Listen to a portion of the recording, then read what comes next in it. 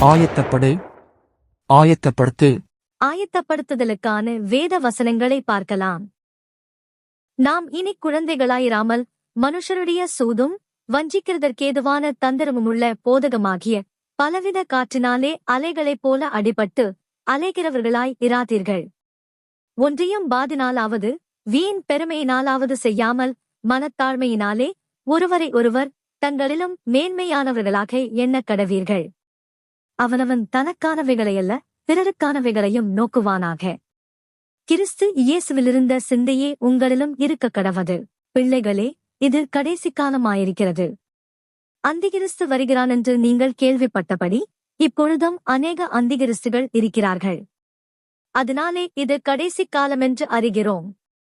ஏனெனில் மாம்சத்தின் இச்சையும் கண்களின் இச்சையும் ஜீவனத்தின் பெருமையுமாகிய உலகத்தில் உள்ளவைகளெல்லாம் பிதாவினாலுண்டானவைகள் அல்ல, அவைகள் உலகத்தினால் உண்டானவைகள். உலகமும் அதன் இச்சையும் ஒழிந்து போம். தேவனுடைய சித்தத்தின்படி செய்கிறவனோ என்றென்றைக்கும் நிலைத்திருப்பான்.